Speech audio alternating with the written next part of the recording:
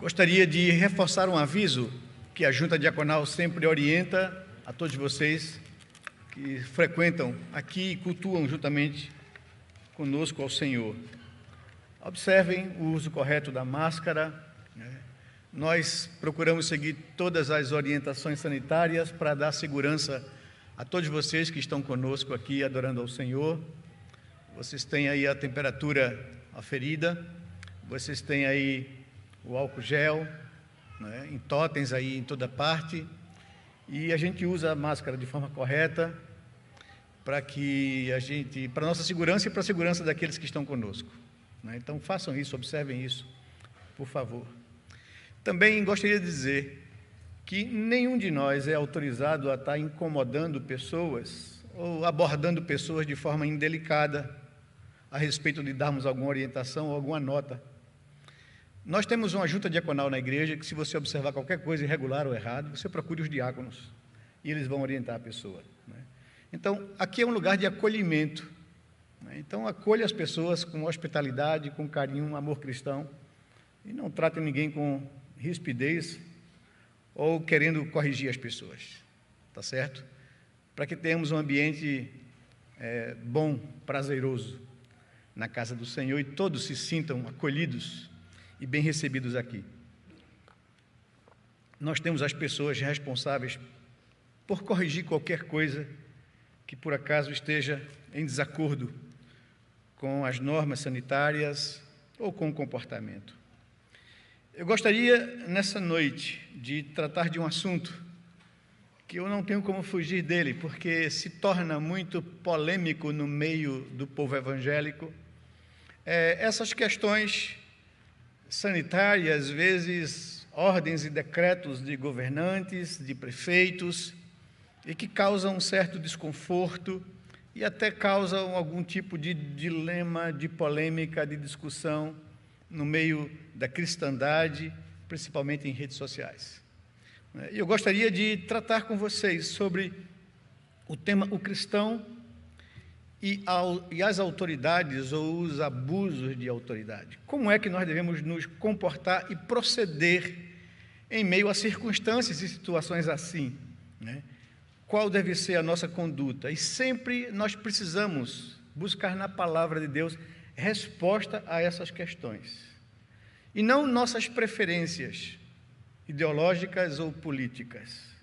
Mas um cristão deve ser guiado pela palavra de Deus, e não por outra coisa qualquer. Como nós vimos aqui em toda a nossa liturgia, a preocupação de Moisés com o povo novo que nasceu durante a peregrinação no deserto e que agora ia entrar na terra prometida. Moisés para com esse povo e enfatiza, como nós vimos aqui, que Deus fez uma aliança não só com os nossos pais no passado, mas conosco. E Ele nos entregou a sua lei. Essa sim é absoluta. É para todo homem em toda época. Nem as leis cerimoniais, nem as leis civis e sociais de Israel nos é obrigado hoje. Serve como orientação para a gente, mas não por obrigação. Mas a lei moral de Deus, resumida e contida nos 10 mandamentos, que abrange toda a vida, essa sim é absoluta. E essa sim tem que ser observada, obedecida, sem questionamentos. Mas qualquer outra lei, até mesmo de governos e de países, estão sujeitas à lei de Deus. E se pede de nós qualquer tipo de comportamento ou obediência que agrida os valores de Deus e os princípios de Deus, nós não somos obrigados a cumprir. Temos que ter essa consciência. E por isso eu gostaria de tomar com vocês o texto de Atos capítulo 16, verso 16 a 40, que para mim é um texto muito claro e elucidativo de como deve se portar o cristão diante do abuso do direito e do abuso da lei. Atos dos Apóstolos, capítulo 16, versos 16 a 40.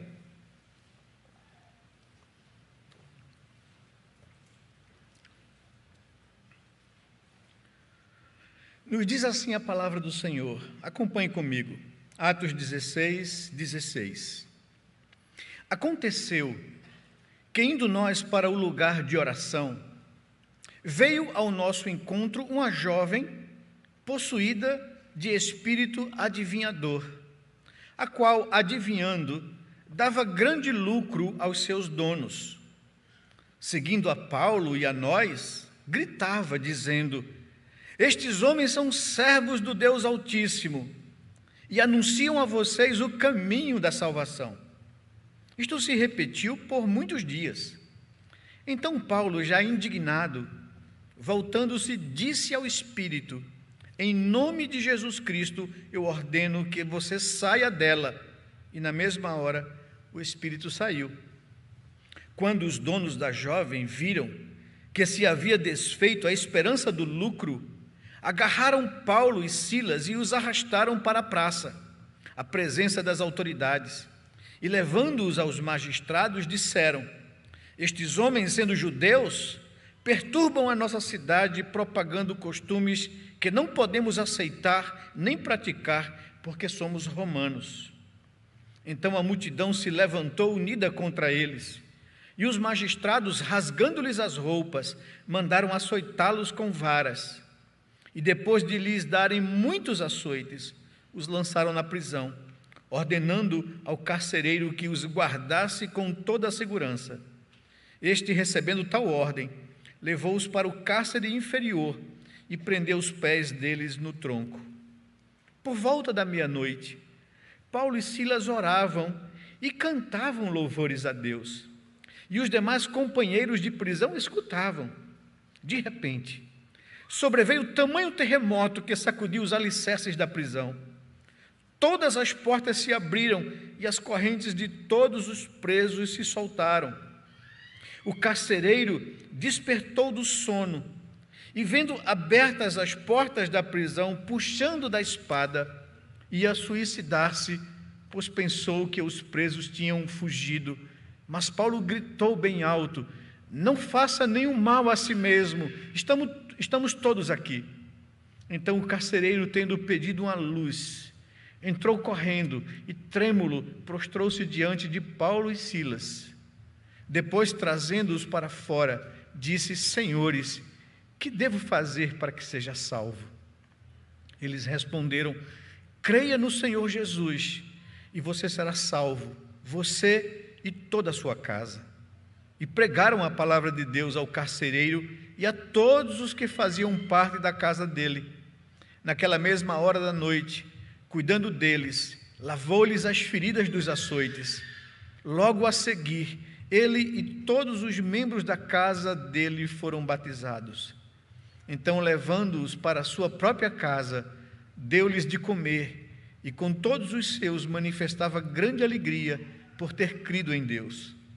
Quando amanheceu, os magistrados enviaram oficiais de justiça com a seguinte ordem para o carcereiro: ponha aqueles homens em liberdade. Então o carcereiro comunicou isso a Paulo, dizendo: os magistrados ordenaram que vocês fossem postos em liberdade, portanto vocês podem sair, vão em paz. Paulo, porém, lhes disse: sem ter havido processo formal contra nós, nos açoitaram publicamente e nos jogaram na cadeia, sendo nós cidadãos romanos. Querem agora nos mandar embora sem maior alarde? Nada disso. Pelo contrário, que eles venham e pessoalmente nos ponham em liberdade. Os oficiais de justiça comunicaram isso aos magistrados. Quando estes souberam que Paulo e Silas eram cidadãos romanos, ficaram com medo. Então foram até eles, lhes pediram desculpas e, relaxando-lhes a prisão, pediram que se retirassem da cidade. Tendo saído da prisão, Paulo e Silas dirigiram-se para a casa de Lídia.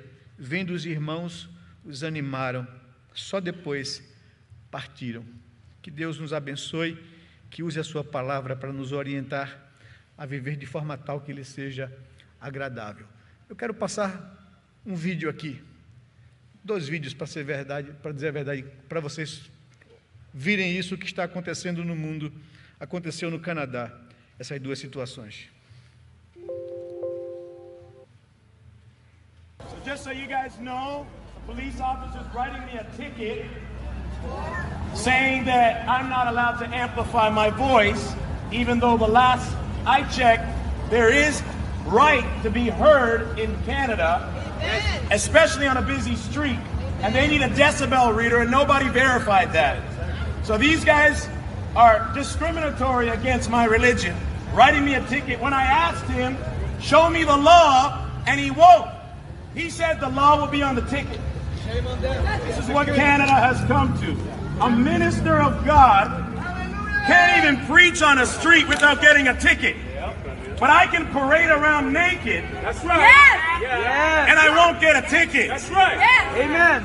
And they don't want to be on film. That's a shame. Because they don't want any evidence. That's a shame. Of what's happening. And they want to bully people. Putting the guy away and stand back. That's a shame. That's not how the law should take place in Montreal. No. Especially when we're walking away. They didn't even witness anything to charge me with. So let them write me a ticket. They need 2 cars. So in Montreal, we got probably 4 police officers for a preacher of the gospel. So you guys know what's going on. I'm a preacher of the gospel, ordained minister. It's illegal to interrupt a minister in the middle of what he's doing. Section number 176 of the Federal Code. Number 2, we have the Charter of Freedom and Rights to express ourselves on a street corner. Amen. Number 3, Amen.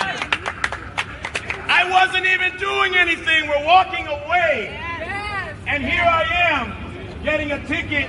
And now there's about 10 police officers for a preacher of the gospel. 1 cop car, 2 cop cars, 3 cop cars, 4, 5. Name and batch number. Name and batch number. 5 cars when they should be fighting crime. And they want to give me a ticket for nothing. Shame. They want to give me a ticket. Is this racism or is this Christophobia? Both. Or both. Both. What did I do? I'm standing with my friends. Yes, sir. About to walk away. There's a police car. What do I do? Do I have a gun? Do I have a knife? Am I a terrorist? I have no rights. He's getting As arrested a for preaching the preacher, gospel. I can't even preach. Give me my ticket. What a shame. What a shame.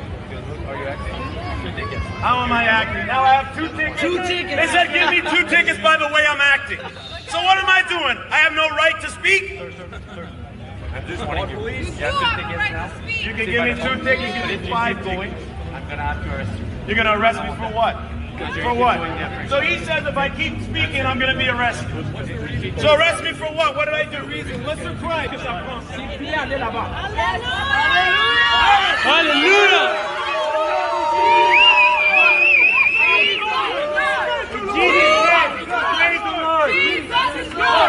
Jesus is Lord. Jesus is Lord. Jesus is Lord. Jesus is Lord. Jesus is Lord. Jesus is Lord. Jesus is Lord. Listen to me very carefully. If you keep being passive to these lawbreakers, and you let your rights go, they're just going to bully everybody in a preacher. That's right. Amen. Somebody needs to stand up to this tyranny. Accept Jesus. Hallelujah. Say Jesus is Lord. Jesus is Lord. Jesus is Lord. Jesus is Lord. Jesus is Lord. Jesus is Lord. Jesus is Lord. Jesus is Lord. Esse é um pregador que estava em praça pública pregando o evangelho no Canadá. É recente isso aqui, aconteceu nesses dias. E chegou um policial para multá-lo, porque ele estava pregando o evangelho. Ele questionou o policial, dizendo qual é a lei do Canadá que diz que eu estou fazendo alguma coisa de errado para receber uma multa por isso. E começou a questionar e a citar os artigos da Constituição do país. O policial ameaçou de novo e chegou mais 4 carros de polícia. E ele começou a questionar, dizendo que eu estou sendo aqui multado, e o policial disse, se você continuar falando, você vai receber 2 multas. E ele disse, agora são 2 multas, porque eu estou falando livremente em praça pública do Evangelho. Isso é racismo porque eu sou negro? Ou isso é cristofobia porque eu sou cristão? E começou a questionar. Depois os policiais ameaçaram prendê-lo. E ele disse, eu não vou deixar de falar, eu tenho um direito como cidadão do país. E continuou a falar. Aí a polícia foi embora, viu que não podia fazer nada. E ele então falou para as pessoas, enquanto nós baixarmos a nossa cabeça e sermos passivos, eles vão nos perturbar. Mas se nós reivindicarmos o nosso direito, que o país nos garante, de pregar o Evangelho, de cultuar a Deus, eles se intimidam e vão embora. Esse é um vídeo que aconteceu recentemente. Há 1 mês ou 2 meses atrás aconteceu outra situação que eu queria que vocês vissem também. É curto.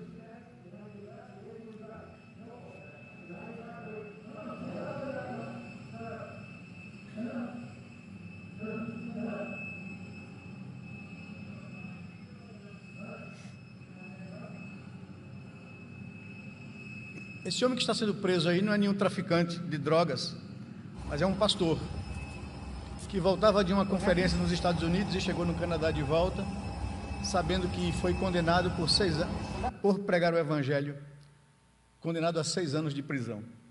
É o pastor Arthur Pawlowski, preso ao pousar no Canadá.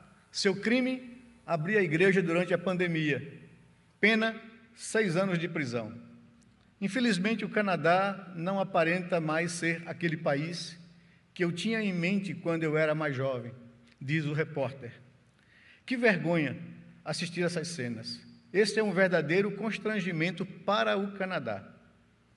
Por acaso conheci o pastor Arthur Pawlowski há 2 semanas, diz a pessoa que escreve. Enquanto falava em um evento, eu o conheci. Hoje, ele vai para a prisão por 6 anos por abrir sua igreja. Qualquer pessoa que acredita na liberdade religiosa deveria ficar horrorizada com isso. Diz a pessoa, este é um meu amigo, pastor Arthur Pawlowski. Ele manteve sua igreja aberta no Canadá e a defendeu onda após onda de agentes do governo que tentavam fechá-la. Ele tem pregado nos Estados Unidos, onde nos conhecemos. Falamos muito sobre a luta e o que significa resistir. Este é um bom homem, um homem gentil, um homem que defendia o que é certo quando o mais fácil era não fazê-lo. Ele voltou ao Canadá hoje para enfrentar 6 anos de prisão, por abrir sua igreja. Quando eu perguntei a ele por que ele estava voltando voluntariamente, quando ele poderia ficar aqui, sua resposta: se eu não for enfrentá-los como um homem, então tudo o que eu fiz não significa nada. Vou mostrar ao mundo quem eles são. Ele foi preso ao pousar. Atualmente, sua família está trancada do lado de fora da instalação em que ele está preso. Arthur, você é um gigante entre os homens. Eu te vejo em breve, irmão. Encerra a reportagem. Eis aí, eu queria introduzir esses 2 vídeos a vocês para falar um pouco daquilo que a gente vive e vai enfrentar daqui para frente. E como nós devemos nos comportar, e como nós devemos reagir enquanto cristãos. Eu lembro que durante esse período de pandemia, uma primeira ação do governo do nosso próprio estado e de muitos municípios, e também em quase todo o Brasil, em boa parte do país, é que nós não poderíamos nos reunir para cultuar. Houve uma reação e uma pressão em cima desse decreto do município. Depois, um segundo, só 50 pessoas, nem idosos, nem crianças. Depois, um terceiro decreto, só 30% de igrejas que tinham acima de 1.000 lugares. Abaixo de 1.000 lugares, só 50 pessoas. Agora, o último, que só com o passaporte de vacinação. Senão, você não pode vir à igreja, cultuar a Deus. Igrejas que reúnam mais de 300 pessoas têm que provar passaporte. 80% dos lugares reservados para pessoas que receberam as 2 doses. 10% para as pessoas que receberam só uma dose, né? E mais 10% para pessoas que comprovem com um exame de 48 horas que não tem Covid. Essa é a situação em que nós estamos vivendo e como devemos reagir diante desses abusos que ferem o nosso direito de liberdade, de culto a Deus. Como devemos fazer? O que devemos fazer? Nós vemos manifestações em redes sociais de cristãos se contrapondo a isso e outros que acham que deveríamos apoiar qualquer tipo de decreto ou de leis que visam a saúde sanitária da população. Essas manifestações nas redes sociais levaram alguns cristãos e mesmo líderes a afirmar que não viam grandes problemas nessas restrições, ainda que violassem direitos essenciais do cidadão. Isso deixa claro que a exploração do medo tem surtido efeitos muito perigosos na sociedade. Com isso, tem sido aberto espaço para maus políticos, com interesses escusos, que vêm explorando o medo da população. Eu me lembro, certa vez, quando Benjamin Franklin, em meio à luta pelo princípio da liberdade, afirmou o seguinte: aqueles que abrem mão da liberdade essencial por um pouco de segurança temporária não merecem nem liberdade nem segurança. E eu ouso afirmar que em pouco tempo essas pessoas não terão nem uma coisa e nem outra. Eu gostaria de expor um texto da Palavra de Deus, um texto narrativo no livro de Atos, como nós lemos aqui, que nos exemplifica na prática como devemos nos conduzir numa situação de exceção, quando a autoridade constituída viola o direito do cidadão. Como o cristão deve se portar? Ele deve se submeter ao abuso ou ele deve requerer o direito? O texto que nós escolhemos para nos trazer como princípio de como devemos nos comportar diante de situações de exceção como nós estamos vivendo no mundo todo, esse texto tem muito a nos ensinar sobre isso. O capítulo 16 do livro de Atos é bem conhecido, primeiro pela inclusão do jovem Timóteo na equipe missionária, que contava com Paulo e com Silas. Ainda no mesmo capítulo 16, mostra a inclusão de Lucas, o médico amado, o escritor do livro de Atos, e o único escritor gentil de todo o Novo Testamento e da Escritura Sagrada. Também o capítulo 16 nos fala da visão que o apóstolo Paulo teve na Ásia, em Troade, após percorrer toda a região da Ásia sem que houvesse qualquer êxito em plantar igrejas. Na visão, um homem com vestes macedônias pedia a ajuda dos apóstolos para que viessem à Macedônia e lhes pregassem o Evangelho de Cristo. O capítulo 16 narra a chegada da equipe a Filipos, principal cidade do distrito e capital da Macedônia. O texto narra a conversão de Lídia, vendedora de tecidos de púrpura, e a dramática conversão do carcereiro da prisão onde Paulo e Silas ficaram acorrentados. A partir do capítulo 16, ou do verso 16, que o texto que nós separamos, nós temos ali a libertação de uma jovem possuída por um espírito maligno. Em seguida, o arrasto de Paulo e de Silas por terem desfeito a possibilidade de lucro dos donos daquela jovem escrava.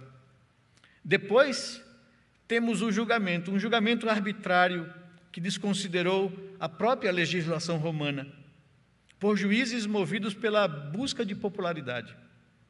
E, por fim, como Paulo e Silas agiram para estabelecer a justiça no ambiente social em que viviam. Vejamos então como a palavra de Deus nos ensina como devemos nos comportar diante da violação da justiça e do direito do ser humano criado à imagem de Deus. Eu gostaria então de tratar com vocês sobre esse tema, a postura cristã diante do abuso da autoridade. Como é que nós devemos nos comportar? Como é que a igreja deve agir em situações como essa? O que a palavra de Deus tem a nos dizer?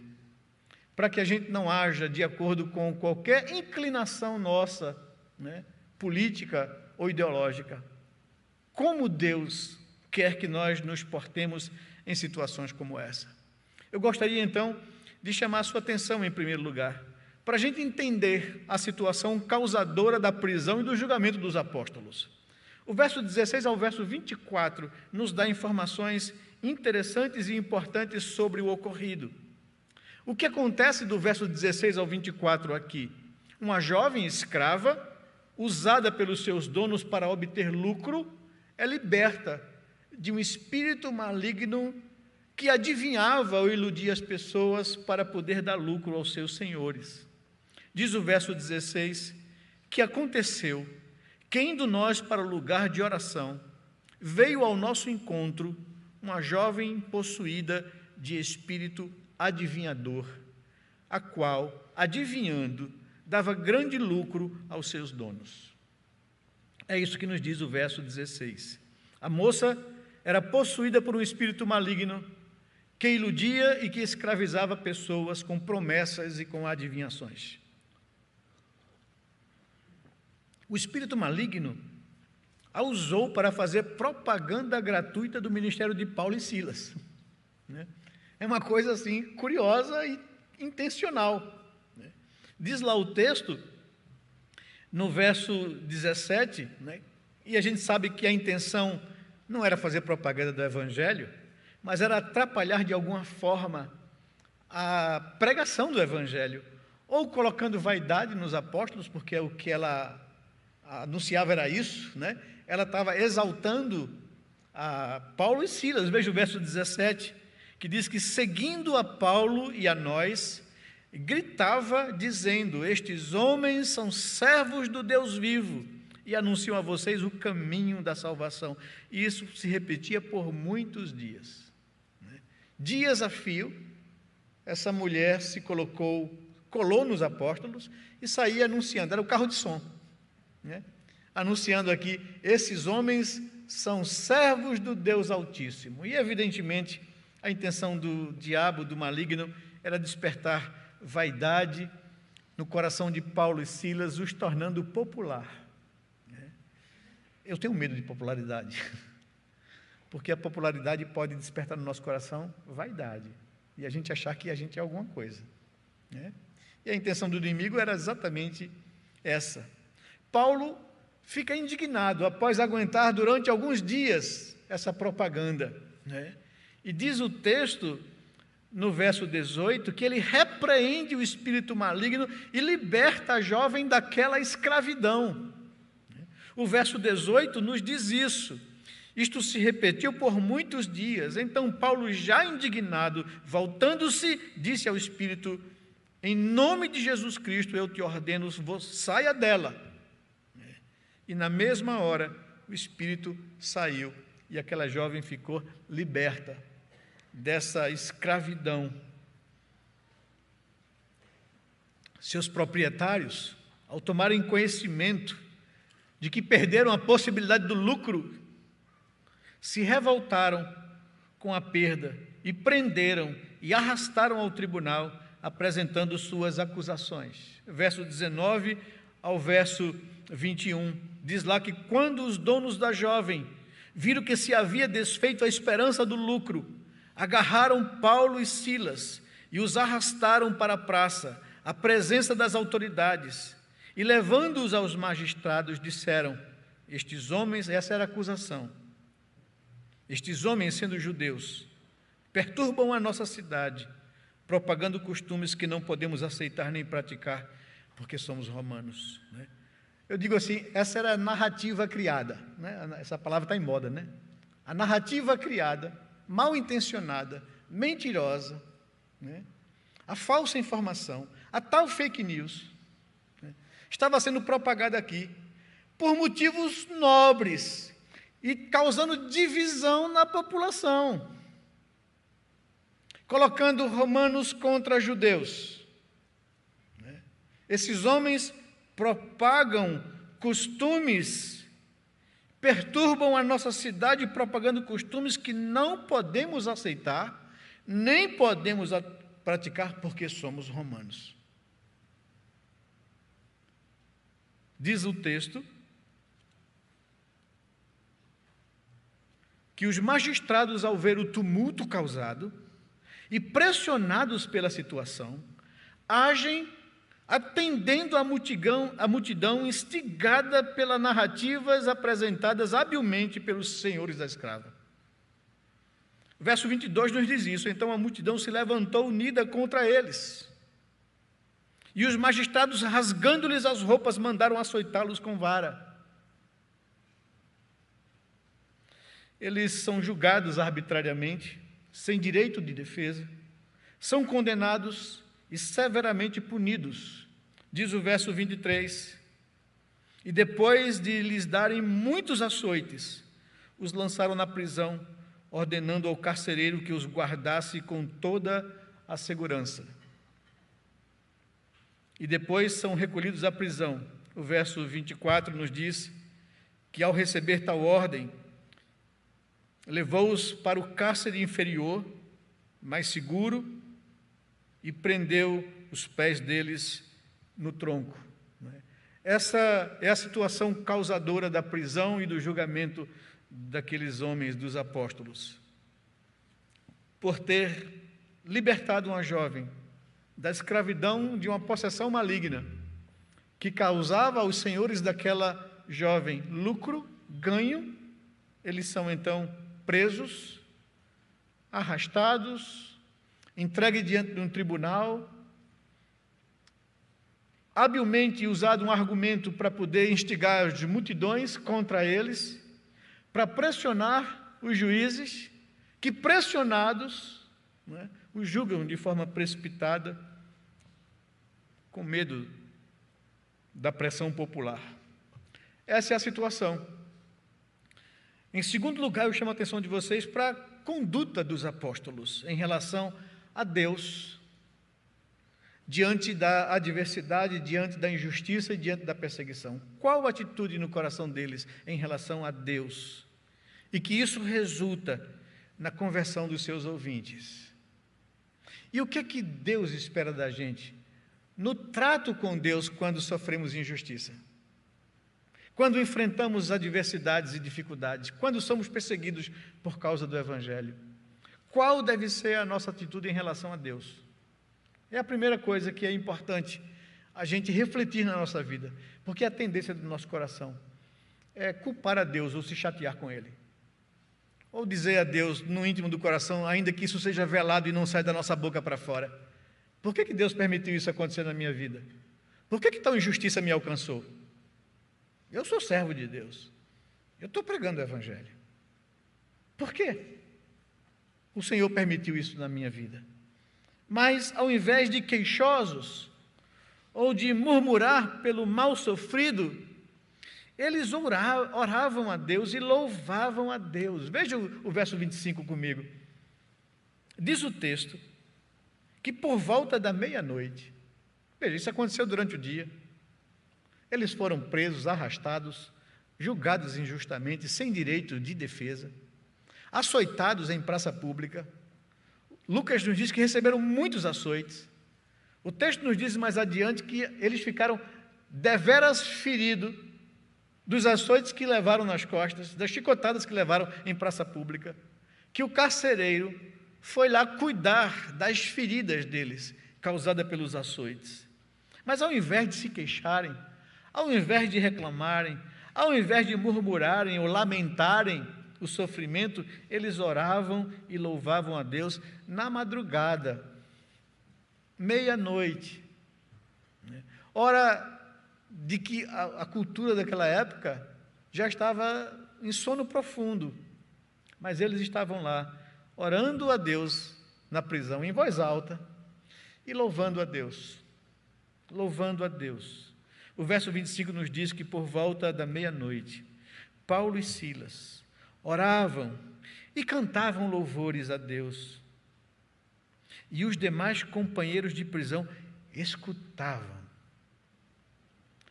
atendiam, prestavam atenção, eram impactados pelo comportamento deles em relação a Deus.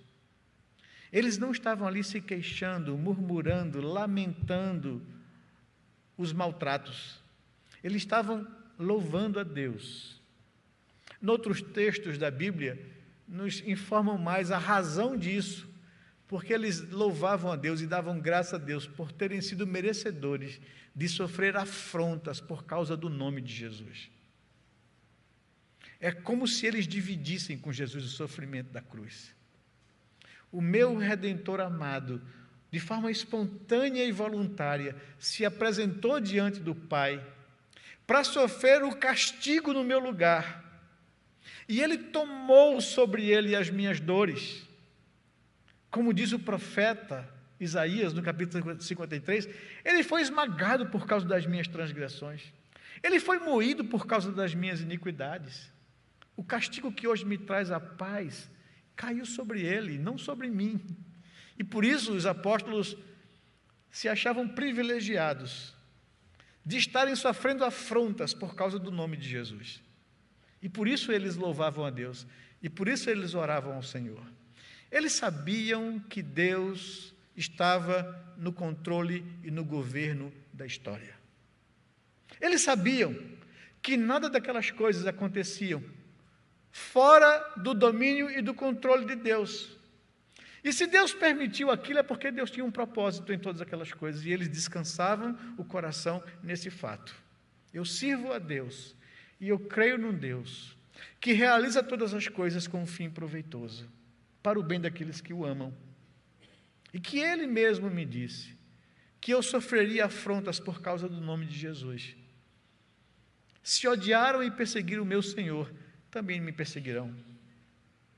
E se ser perseguido por causa de Cristo Jesus me traz privilégio e honra, amém. Por isso eles oravam a Deus e cantavam louvores ao Senhor, davam glórias a Deus. É essa atitude que Deus espera de cada um de nós. Ao sofrermos afrontas, ao sermos perseguidos, não focar qualquer tipo de frustração, de ressentimento em relação às pessoas, mas glorificar a Deus, porque sabemos que Deus está no controle e conduz todas as coisas a um fim proveitoso. Ao invés de queixa, ao invés de reclamações, de lamentos e de murmúrio, eles oravam e louvavam a Deus. Os demais presos assistiam aquilo admirados e impactados. Por que isso? Por que eles não estão lamentando, reclamando e maldizendo os seus malfeitores? Por que eles adoram a Deus? Por que eles oram a Deus? Diante de tudo isso, isso causa impacto na vida daqueles homens na prisão. E eles param atônitos para admirar o que estava acontecendo.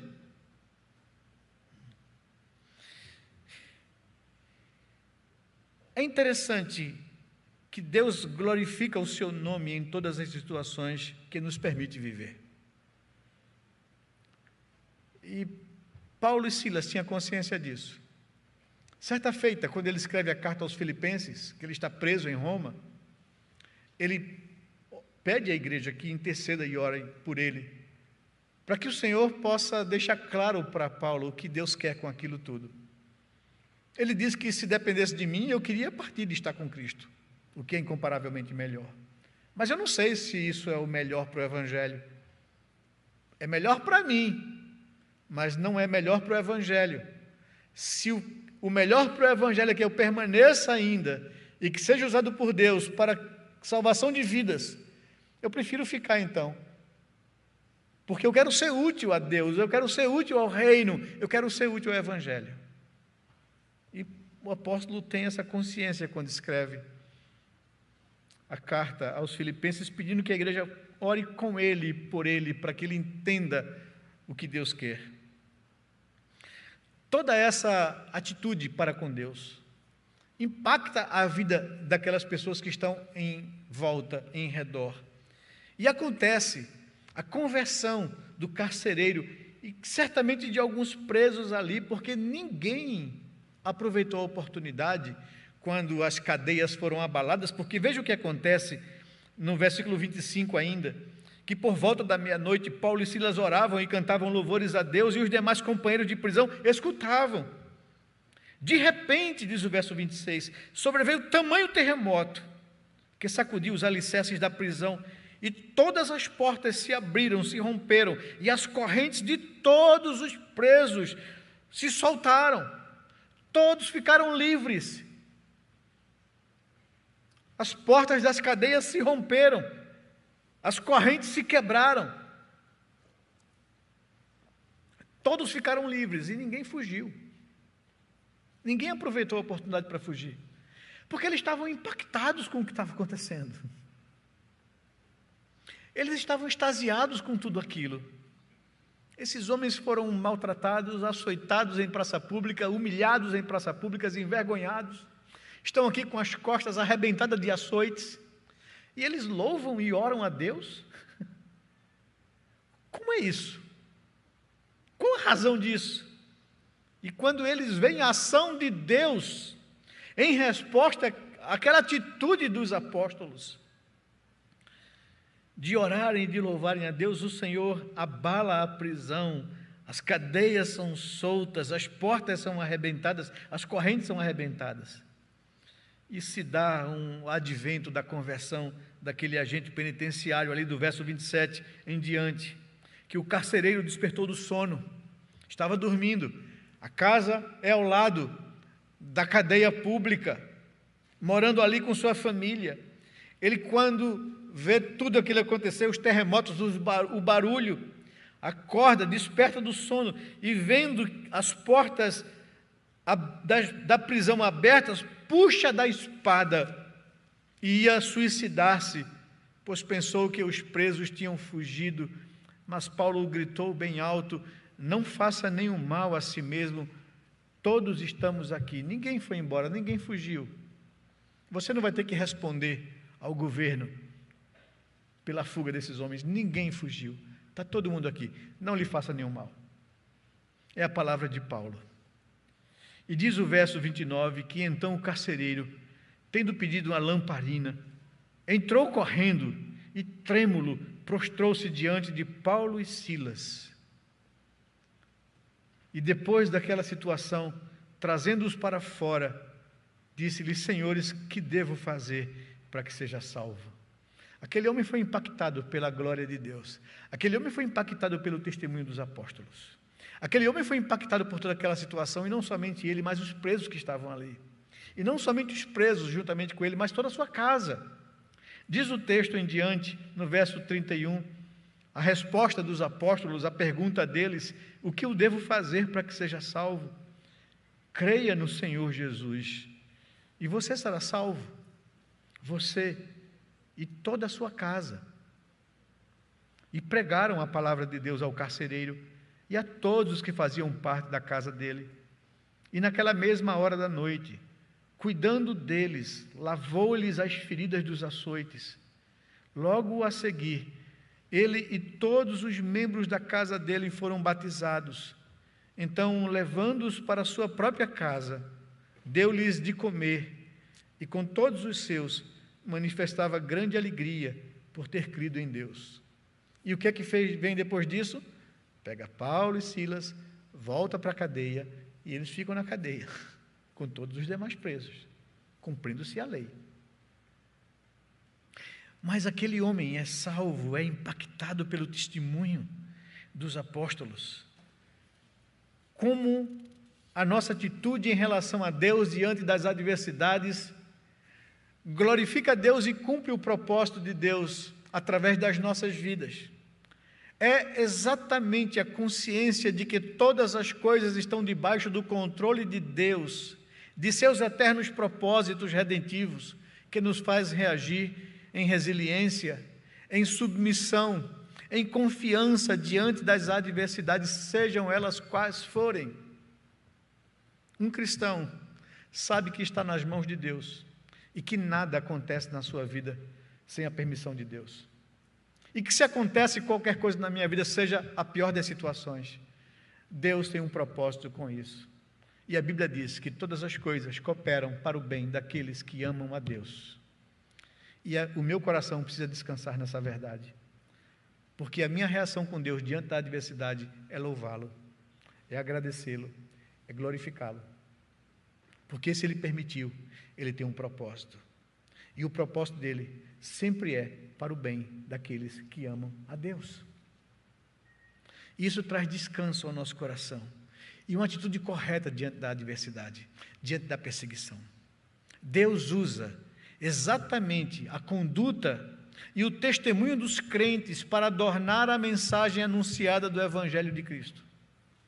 Qualquer outra atitude de Paulo e Silas ali, de lamento, de queixume, de reclame, não causaria o que causou na vida daqueles presos e na vida do carcereiro. Mas é exatamente a atitude deles em relação a Deus e à situação que adorna o Evangelho. Que, como a Bíblia diz, é o bom perfume de Cristo Jesus, o comportamento, a conduta, o testemunho, a maneira como nós reagimos diante das adversidades e que o mundo vê. O fulano de tal, ele vive de fato o que prega. A vida dele, o comportamento dele, a atitude dele é coerente com a fala dele. E em terceiro lugar, eu queria chamar sua atenção para a reação dos apóstolos diante da injustiça e do abuso da autoridade. Veja, entender a situação é importante. A situação que causou a prisão, o julgamento injusto e os açoites que sofreram. É importante entender como é que eu devo reagir diante disso.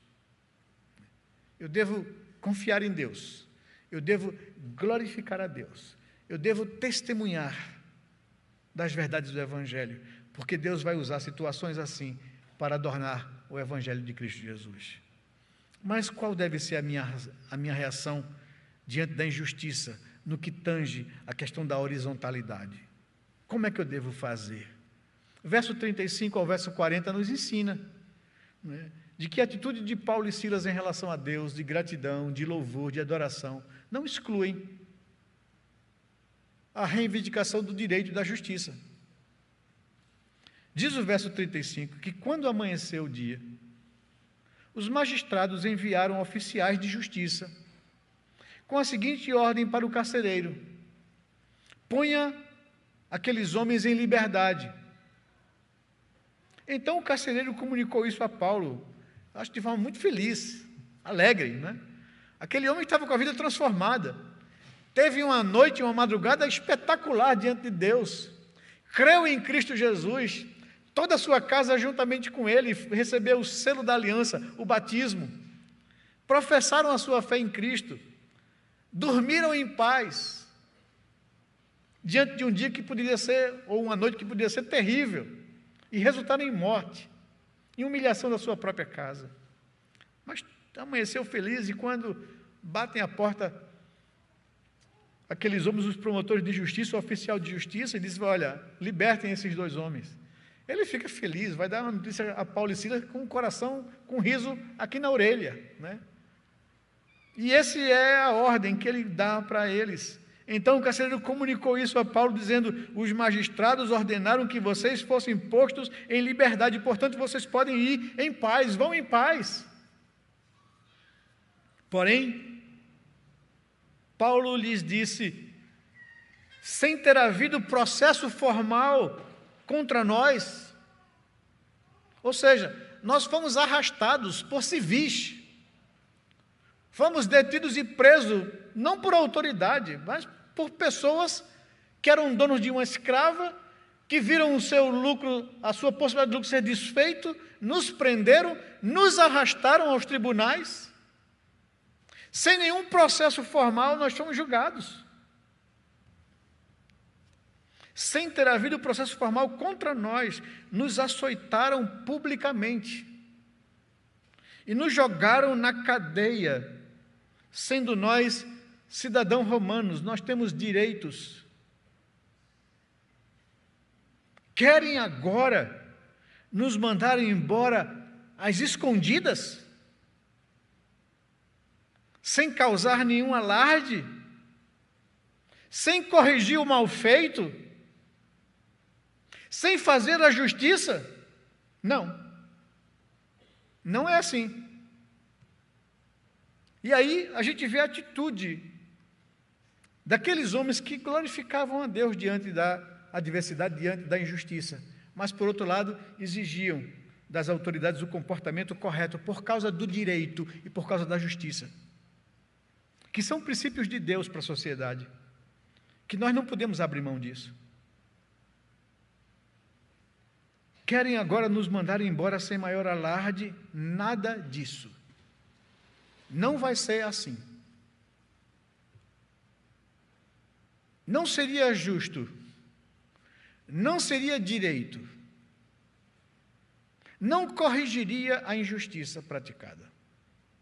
Não pode ser assim.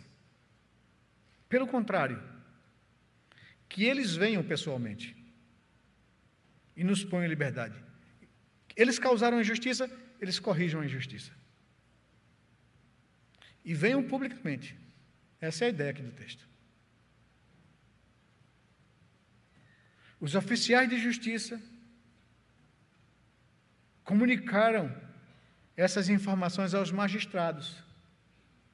E quando eles souberam que Paulo e Silas eram cidadãos romanos, que se tratavam de cidadãos romanos, ficaram atemorizados com o que lhes podia acontecer. Agostinho de Hipona, teólogo cristão da Idade Antiga, em sua obra De Civita Dei, a Cidade de Deus, sustenta a tese de que o cristão labuta em dois mundos. Ao mesmo tempo que ele é cidadão dos céus, que ele é cidadão do reino de Deus, ele é cidadão desse mundo. E ele precisa, como cidadão do mundo, trazer os princípios e os valores dos céus à terra, à sociedade humana. Por algum motivo que o texto não esclarece, os magistrados resolveram logo cedo libertar aqueles homens. Talvez pensaram na noite da maneira como se conduziram no julgamento. Talvez perceberam que extrapolaram, que eles não deram o direito de defesa àquelas pessoas e que isso podia pegar muito mal para eles e que a lei romana era rígida nisso. Por algum motivo que nós não sabemos, que o texto não nos diz, aqueles homens resolveram libertar aqueles dois presos. O que teria acontecido? Não sabemos. Que informações eles tiveram? Não sabemos. Por que mudaram de atitude? Nós não sabemos. O texto não nos diz. Mas o fato é que eles mudaram a sua compreensão do fato. O carcereiro comunica feliz a Paulo e a Silas essa decisão da soltura, mas exatamente nesse momento que o apóstolo reivindica que se faça a justiça. E nós aqui aprendemos no texto que se nós passarmos por cima da justiça, nós não estamos contribuindo para a verdade. Sabe, nós estamos aqui e creio que todos nós aqui têm convicção de que o que Cristo fez naquela cruz é suficiente para nos perdoar dos nossos pecados, para nos livrar da nossa condenação. E por isso nós vimos aqui todos os domingos para louvar a Deus, cantar a Ele, agradecidos, porque nós merecíamos condenação. E Ele seria justo se nos colocasse todos debaixo da condenação. Mas Ele nos amou a ponto de enviar o Seu Filho para derrubar sobre Ele a justiça que era sobre nós. Nunca pense que Deus fez vista grossa ou passou a mão na sua cabeça. Ele não fez isso. Você é salvo tão somente porque Ele enviou alguém para ser condenado no seu lugar. A justiça dele foi feita e Ele não passa por cima da sua justiça. Quando Cristo bradou na cruz ali, Pai, está consumado, o que Ele estava dizendo a Deus? Senhor, foi feita a justiça. Caiu sobre mim a tua condenação para que o homem pudesse ser redimido da sua culpa. Eu sofri no lugar do homem. Aquilo que era contra nós caiu sobre ele. E a justiça de Deus foi feita, satisfeita de forma plena naquela cruz. Por isso, nós podemos ser salvos. Deus não passa por cima da sua justiça, e nós não podemos passar por cima do que é justo. Isso não é cristianismo, nem atitude piedosa. Deus requer de nós. As bem-aventuranças nos falam que feliz é o homem que reconhece a sua miséria espiritual, que lamenta e chora a sua condição, que se torna manso por reconhecer que não tem o que reivindicar e que tem fome e sede de justiça. Isso é característica de um verdadeiro cristão. E nós não podemos abrir mão da justiça de Deus, estabelecida na nossa cidade humana.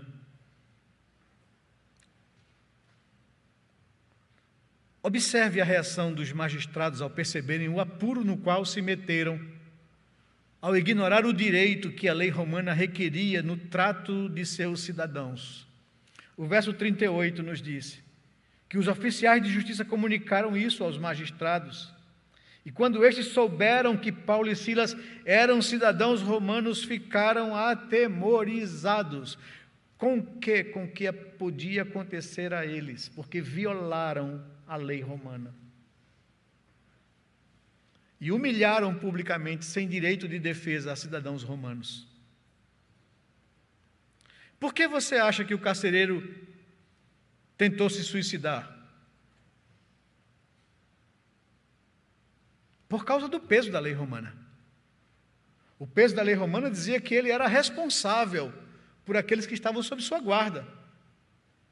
E se houvesse fuga, ele pagaria com a vida. Ele responderia à lei romana.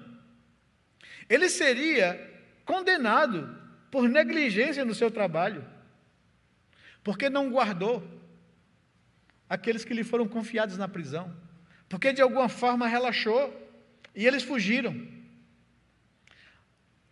Em sabendo disso, o carcereiro tenta se matar. Por que ele tenta se matar? Veja, ele tenta se matar porque ele sabe que se ele morresse, poderia ser interpretado que os presos se rebelaram contra ele, o mataram e o fugiram. E fugiram. Com isso, a sua família não seria penalizada. Com isso, a sua família seria protegida pela lei romana. Então, é preferível que eu morra, que eu crie uma cena aqui que houve uma rebelião, e que eu, tentando defender a lei romana, eu fui morto. A minha família, em vez de execrada, ela vai ser honrada e mantida por Roma. Vai ser a família de um herói, que morreu por defender a justiça romana.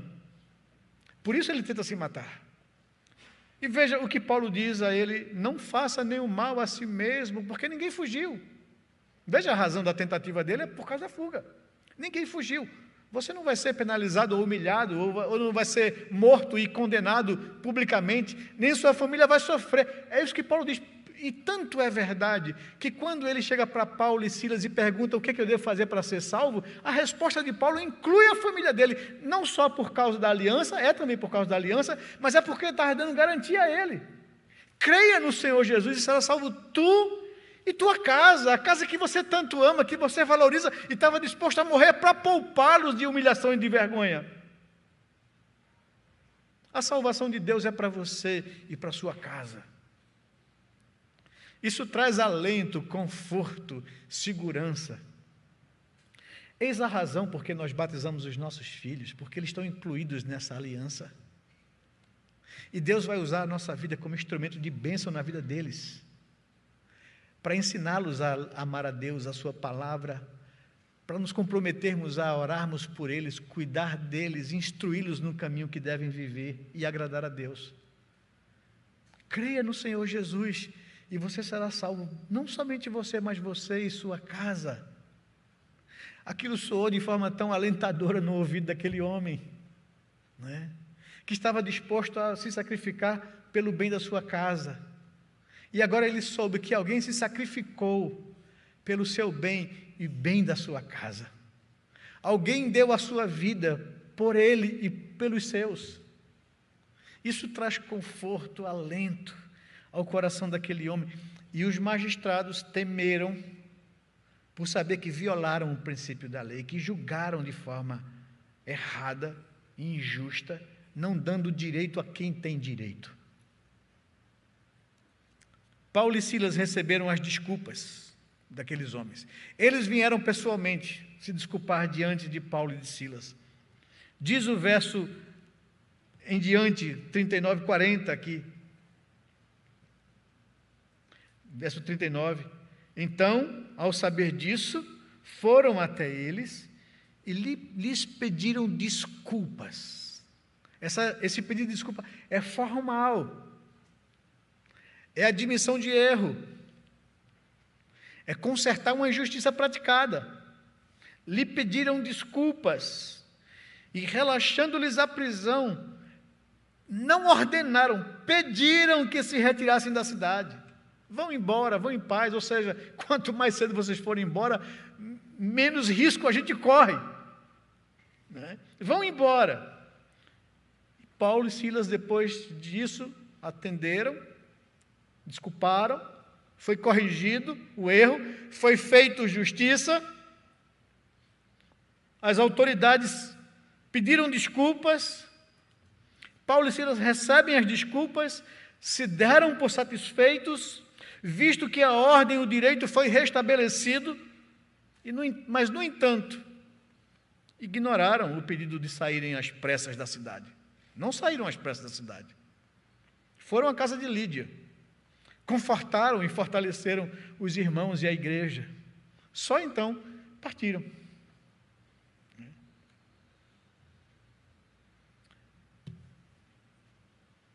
Eu queria que passasse uma outra imagem aqui para a gente, do pastor John MacArthur, que também brigou com o governo da Califórnia.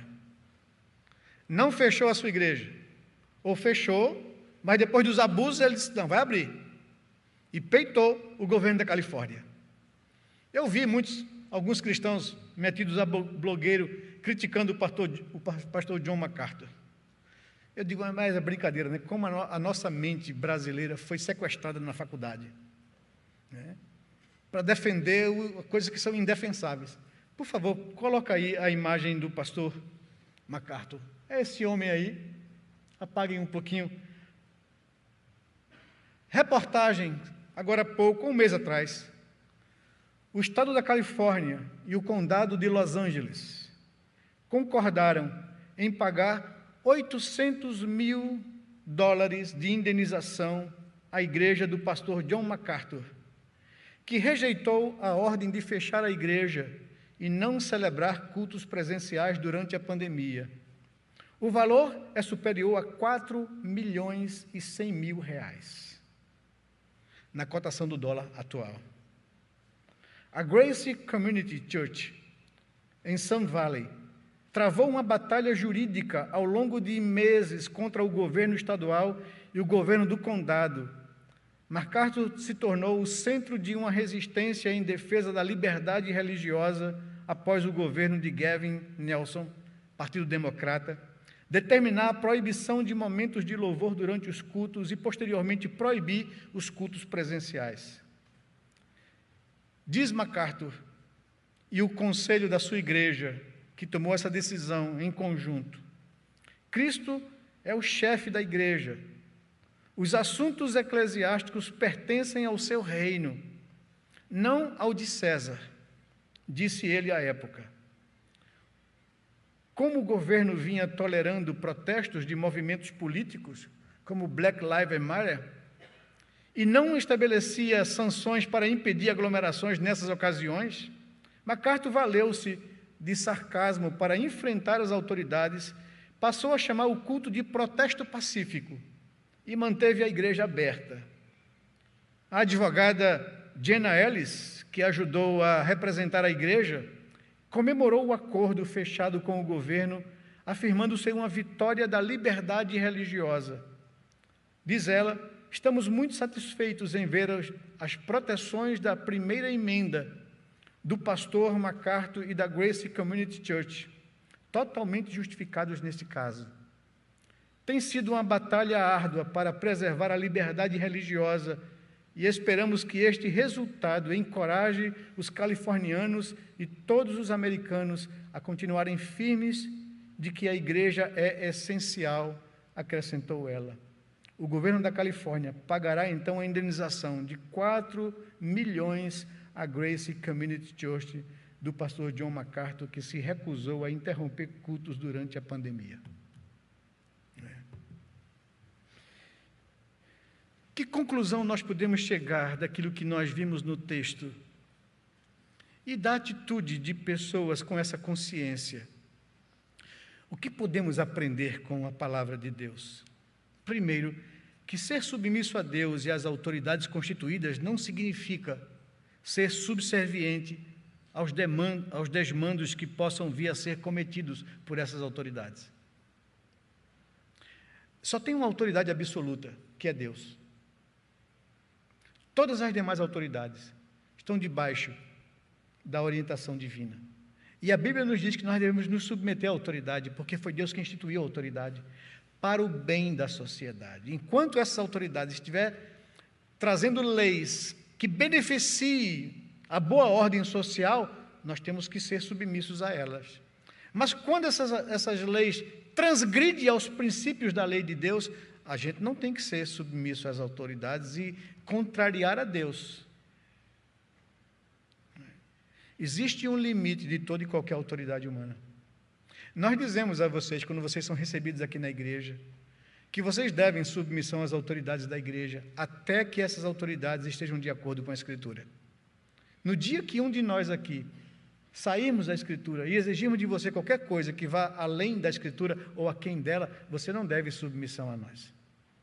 Nem a nós, nem a outra autoridade alguma.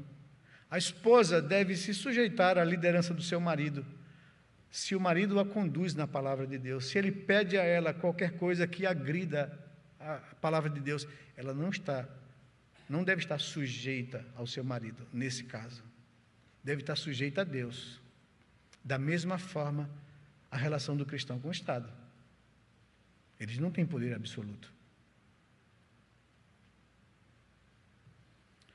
Diferentemente de Paulo, nós vivemos num regime democrático. Paulo não. Paulo vivia num regime autoritário, onde Roma era o poder absoluto e tinha suas próprias leis. Leis que traziam justiça e direitos. Diferente de Paulo, nós vivemos num regime democrático, no Estado de Direito, e isso são conquistas do cristianismo na sociedade ocidental, debaixo de muito suor e sacrifício. O mundo mudou a partir do século XVI, com a Reforma Protestante. E o cristianismo lutou por direitos, mudou sociedades, estabeleceu a república, a democracia e a igualdade de direito de todo e qualquer cidadão. Foi o cristianismo e a luta de homens como Wilberforce, lá em Londres, que trouxe a liberdade aos que eram escravizados. É a luta de homens nos Estados Unidos, de líderes religiosos, que lutaram pela igualdade de todo e qualquer ser humano. É o cristianismo que traz a luta da igualdade, do direito da mulher votar e ter a mesma dignidade masculina. Essas conquistas são do cristianismo.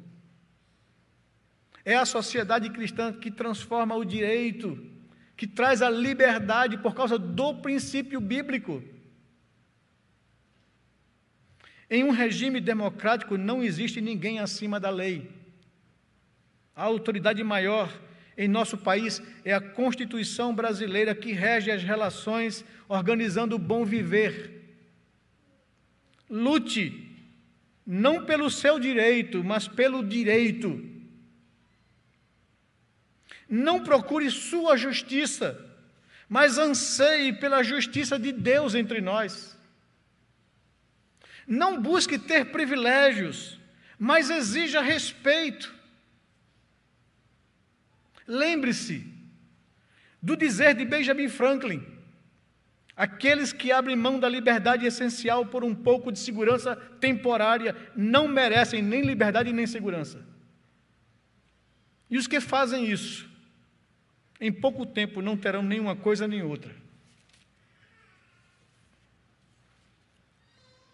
Quando estávamos no meio da pandemia e ainda lutávamos por algumas questões, pela pacificação da nação em meio à pandemia, a The Gospel Coalition no Brasil estabeleceu um documento orientando os cristãos a orarem pelo país.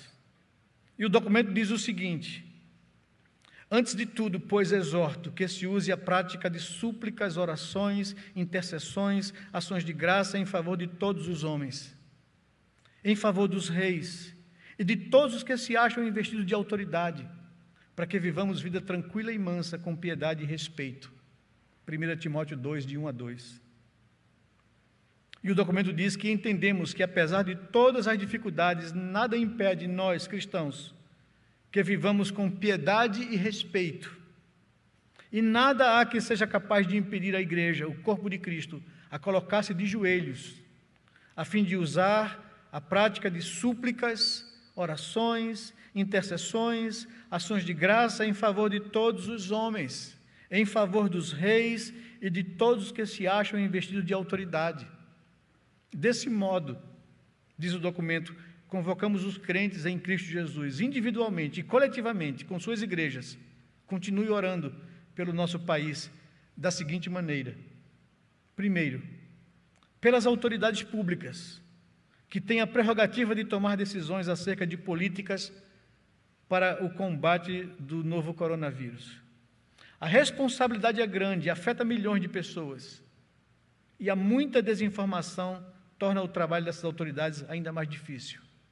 Segundo, orem para que as informações corretas e livres de interpretações duvidosas se sobreponham a fim de auxiliar a sociedade como um todo na luta contra a pandemia.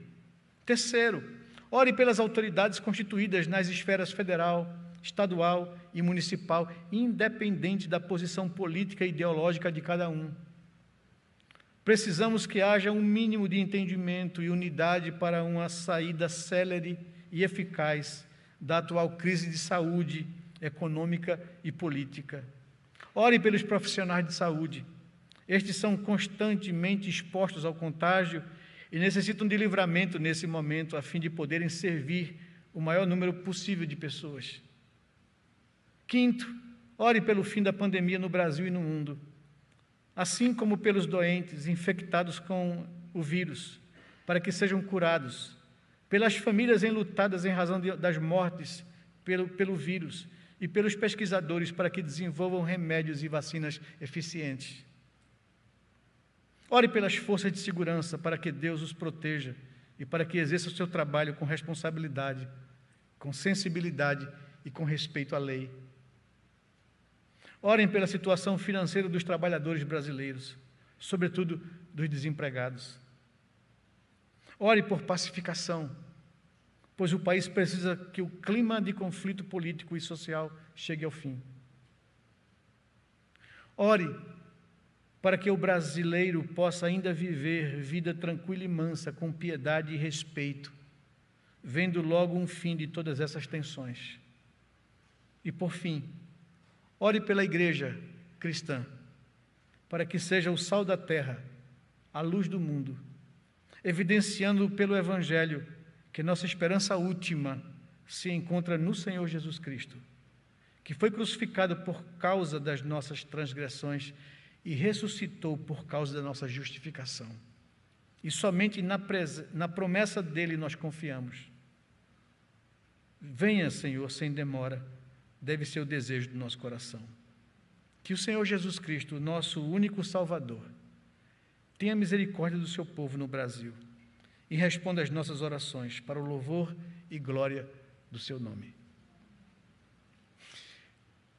Como eu disse, é na palavra de Deus que nós precisamos buscar orientação para saber como agir nessas situações de exceção, nessas situações difíceis. Nós sabemos que a palavra de Deus nos diz que os últimos dias serão dias difíceis. E eu costumo dizer, pensar comigo mesmo, que a gente já está vivendo a esquina, né, a última esquina da história. Né? São dias difíceis, mas que a gente precisa ter serenidade. Saber que a nossa luta não é contra carne e sangue, sim contra principados e potestades. Que a nossa esperança não está no homem, mas em Deus. Que a gente não se deixe adoecer emocionalmente, a ponto de viver com estresse, com temor. A nossa vida está nas mãos de Deus. E absolutamente nada, nenhum vírus ou pandemia, pode acrescer ou diminuir um côvado ao curso da nossa vida. Seja responsável, confie em Deus, não viva no estresse, não deixe ser preso, sequestrado por essas narrativas de medo. Viva com responsabilidade a vida cristã. Reaja de forma positiva em relação a Deus. Ele continua sendo o Senhor da história, governa todas as coisas. Dê graças a Ele, viva para a sua glória. Mas não abra mão das conquistas da sociedade cristã, do direito e da justiça, porque isso não é piedade. Que Deus nos abençoe, que Ele derrame sobre nós sua graça, seu favor.